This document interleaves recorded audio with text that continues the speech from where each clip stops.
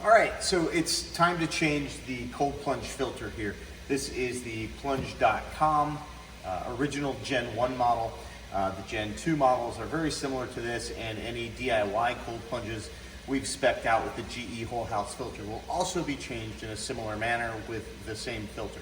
So I'm going to shut this thing down, remove the cover, and show you guys what is involved in changing the filter, what it looks like when it's gone too long, and a few other options on what you can use instead of the standard paper filters.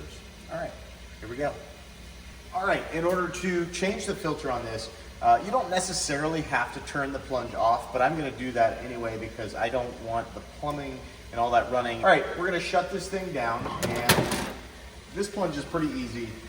It's all controlled through this control box with a switch inside where you can just flip it all off.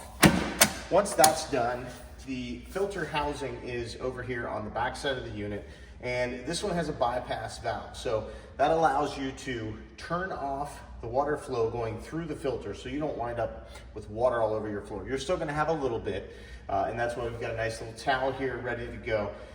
So you're gonna remove the housing, remove the filter, clean out the interior of that filter housing, put the new filter in, and then reinstall it and turn the bypass off. So I'm gonna go grab my tool to do the bypass. All right, so I have the tool. The Plunge.com comes with this.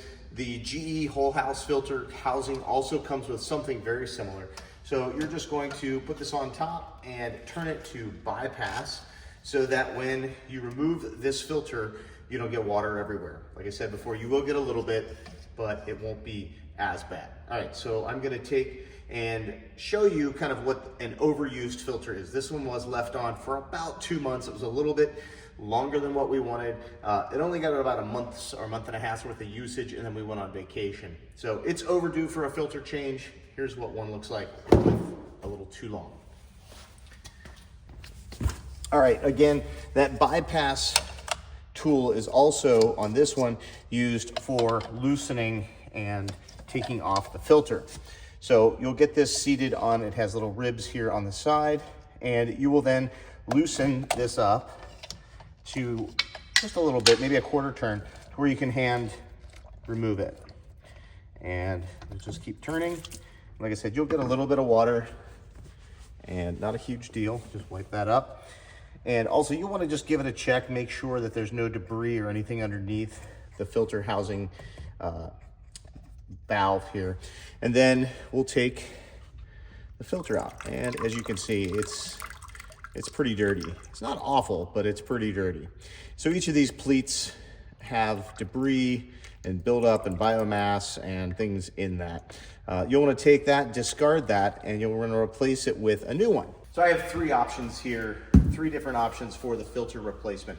This is a Plunge.com model. This is their Plunge exclusive filter. It's 20 microns. A 6-pack of the Plunge.com ones come in about $110, $105, depending on when you get on their site. That's about $17 a piece. That's pretty expensive, but given their warranty may require you to use those, that's an option. The other option is these generic filters or the GE whole house filters. Typically you can get them on Walmart or Amazon, somewhere around $10 a piece. I got a 4-pack of these for 42 bucks. So just over $10 a piece. That's another good option if you're gonna use a pleated paper filter.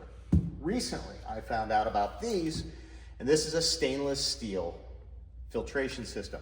This replaces these filters in most standard size units. It has little grommets here, different sizes, so that you can match it up with your filtration unit. This is actually the height for the GE whole house filter, which is also a good match for the Plunge.com that we're changing here.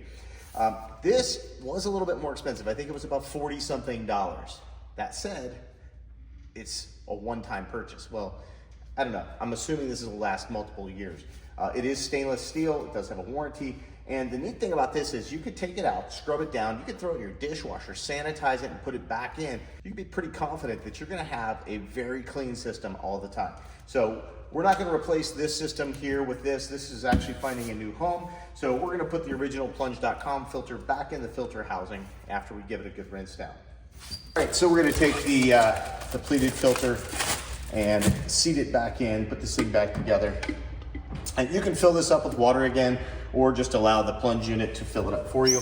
You want to get this seated. Make sure that the center of that filter is in the center of the filtration system before you start screwing it back on, or you could crush the head of it. And just get it started, hand tighten it. You don't need to use the tool to put it back on. Just hand tight is just fine. Then you're going to swap back over the bypass, get it squared away. And on this model, we'll just turn the power back on through here. We're back in business.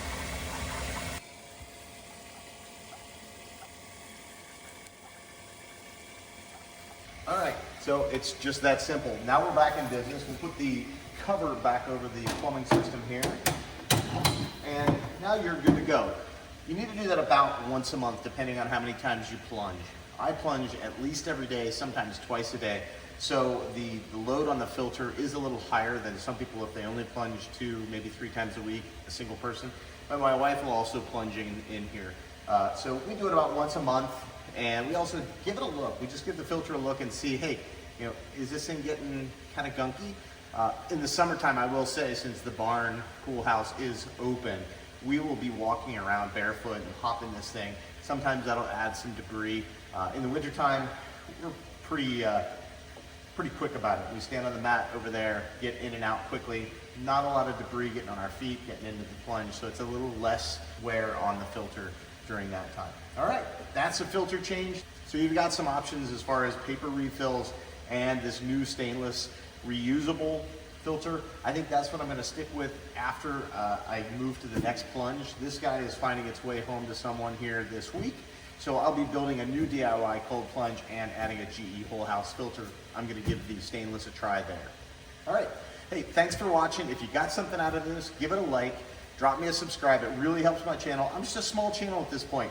I'm just doing this for fun, and it would really help me if you gave it a like and subscribe. Leave a comment. Got a question? You got another idea? I'd love to hear it.